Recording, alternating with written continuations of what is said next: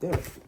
Some guy back there scratched his ass and made your food. I put too much cumin in my Chipotle sauce. Boom, right in the fucking nose.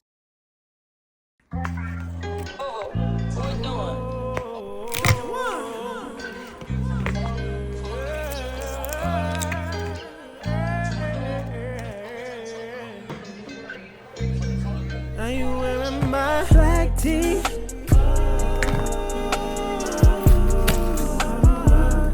Are you wearing my black tee?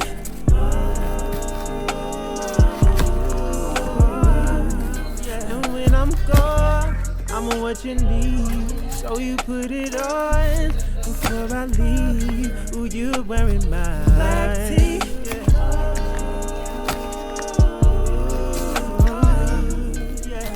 You see, now is not the time to lose your patience with me. Now's about that time you should be thinking about the love we could be making, baby. Think about that time that we put in, yeah, you've been patient with me. Think it's about that time that we step out, you make a statement with me. Matching clothes and matching shoes. Ooh, I think they mad at you. Ooh, I think they mad at us. Mad because you bad as fuck, and I know he wanna take you away from me. It's been too long, you've been away from me. Can you spend the day with me? And can you spend the night? I'll let you lay with me. Rolling through the sheets, the only time I let you play with me. Alright y'all, if you're wondering about this weird angle here and why aren't I in front of the camera, well, this is my blender. I've had this Oster blender for about 3 years now. It's done me wonders, but the cord on it is so short that I kind of have to be on this side of the camera just for y'all to get a good view. So this right here is the basis of the entire meal, right? Because we're making Chipotle style chicken. How do you have Chipotle style chicken without the sauce they put on it before they cook it, right? So what needs to be added to this brine, this marinade, this sauce is this. Starting off with the hard to find Chipotle peppers. They're honestly not hard to find. They're in any grocery store, but I had to ask for help to find them because somebody put a different can in front of them. But yeah, Chipotle peppers. And based on the recipe I saw, you only need like a teaspoon of these. But I've seen people dump a whole can. It's completely unnecessary. So we're going to use the teaspoon method, or at the very least, just one pepper and some sauce behind it. So let's do that. Oh, yeah. I can smell that. That is peppery. Woo! One thing, wow. This is literally the basis of the whole sauce. Just by smelling this alone, if I coated chicken in this alone, it would taste similar to Chipotle. I mean, the Chipotle in Chipotle peppers gives a new name to Chipotle. Oh yeah, just one fucking boom, pepper with the sauce. All you need right there. You don't throw this out, refrigerate it if you're gonna use it again, which I will be. And the next ingredient is gonna be cumin. Now I have a tablespoon in my hand. It calls for a teaspoon. The recipe calls for a teaspoon. So I'm gonna do about a half a tablespoon of cumin. And quite honestly, guys, when you're putting herbs on your food, you can't really overdo it. Like, you're not gonna get into a place where it's like, oh no, I put too much cumin in my Chipotle sauce. Like, that's not gonna happen. Next, the recipe calls for oregano. And instead of a teaspoon, I have a tablespoon in my hand. So I'm gonna put a half a tablespoon of oregano. I love that like acidic smell of oregano. You can tell what it's gonna do to the dish, you know? Boop, throw that in there.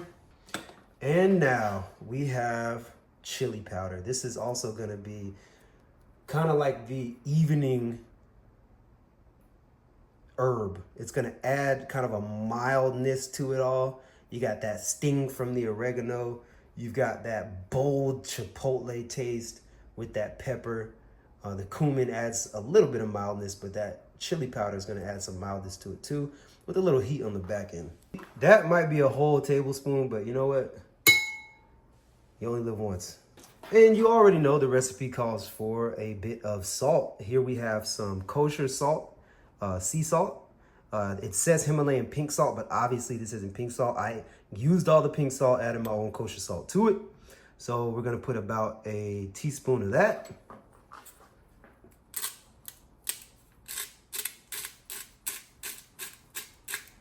And we're gonna do the same for our black pepper.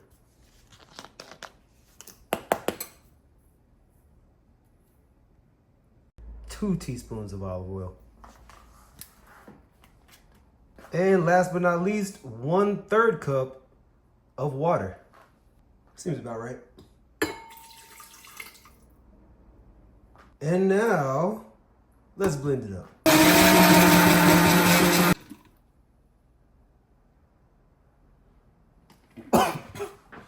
Woo!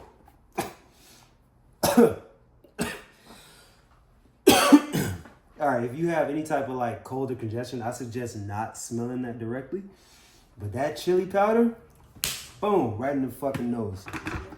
But yeah, this looks exactly how it's supposed to look, y'all. Like, I don't understand why anybody would dump a whole can of this in there unless you're cooking for like a family of 12. I don't know why you would need that. But if you're meal prepping for yourself for 2 or 3 days, this is like more than enough sauce. Just look at it. Look at that. That's gonna coat the chicken nicely. So let's do that. Typically, I would be doing this over on my counter because you guys can see I have a whole island here. But being that I have this tiny little tripod and I don't have a whole lot of space to move my phone around, this is a great place to do it. So let's get our marinade that smells exactly like Chipotle seasoning, which is crazy, and pour it over. Look at that.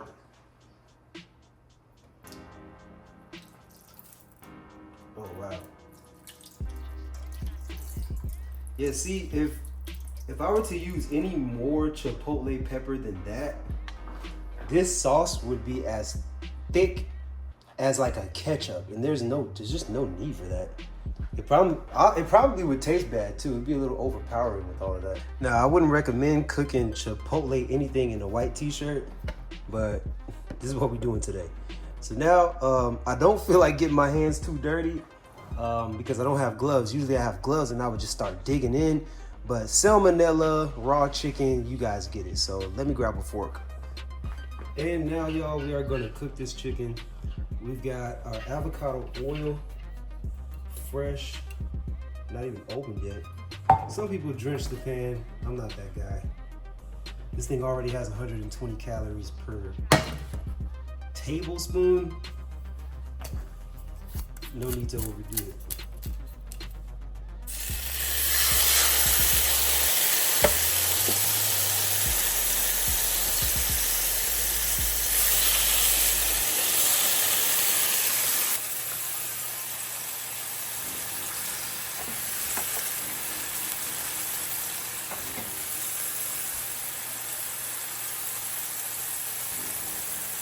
Let's check on those beans.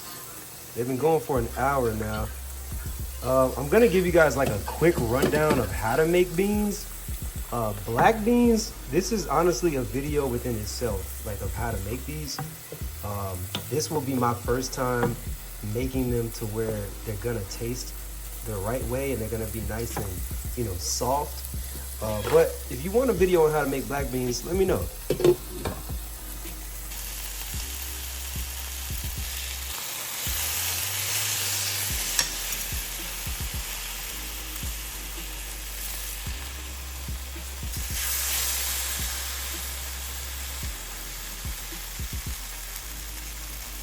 Look at that. That is beautiful. That looks delicious. What? Alexa, stop timer. Sheesh. All right, so boom. We've cleaned this off with some water and heat and just removed what was caked on there. And we're giving these other chicken breasts enough space to cook evenly, just like the first one. So let's let this pan get hot. Add just a little bit of avocado oil, and then dump our chicken breasts on there. And we'll be done with the meat. Because this thing right here is covered in all kinds of salmonella. So keep that in mind. All right, y'all. You can't smell it, but this smells exactly like Chipotle chicken. It's got that nice singed burnt mark on it, just like how they do it on the grill. And a lot of that really comes from the chili powder. Chili powder, when it ignites, it's gonna burn. It's gonna burn, and that just adds a nice char mark to your chicken. It smells delicious. I know it's gonna be delicious. Let's go ahead and chop it up so that we can distribute it properly over our bowls and plates. As I'm cutting this chicken, another little tidbit that I'm thinking about here. This is something that people probably know but just don't say, right? But like when you're cutting, don't put metal to metal. Like don't put like the knife against your fork, right? Because then you're just gonna get pieces of metal in your chicken. So cut the meat while you're cutting. I actually had a cousin once that was making chicken for the family, and we were all just kind of doing our part. You know, everybody was making their own meals, and she was cutting the chicken in the metal pan, like the same metal pan that I like marinated this in, that kind of pan. And basically my other cousin, her brother, had to like step in and be like, hey, like chill out, you about to have metal in everybody's food. So again, don't cut metal on metal, metal against metal, metal against metal. Cut the meat and just boom. Prepared, cooked, chopped. I'd say that's enough for 3 bowls, wouldn't you? And there you have it. A homemade Chipotle style chicken bowl or plate. And this is how I'm breaking my 2-day fast. You got your protein, you got your chicken. You've got more protein from the black beans and micronutrients. You got your fast digesting carb from the jasmine rice. You got some micronutrients and really low carbs and great fiber from your lettuce. And you know exactly what's in it too, right? When you go to Chipotle, you don't know if some guy back there scratched his ass and made your food. But with this, you know at least if you scratch your ass, it's your own ass.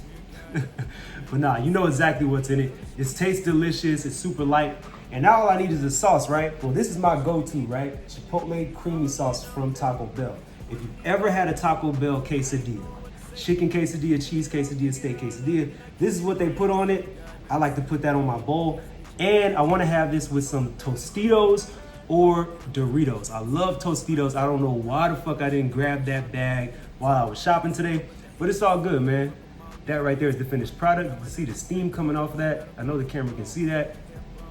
Now it's time to bust down. I'm gonna enjoy this. Y'all enjoy the rest of the series. Becoming a hybrid athlete. It's your boy TJ Too Smooth over here at Too Smooth Fitness. Follow me at all the links below. Subscribe to the channel. Share it with somebody who needs to see it. I'll catch y'all in the next video. I'm gone.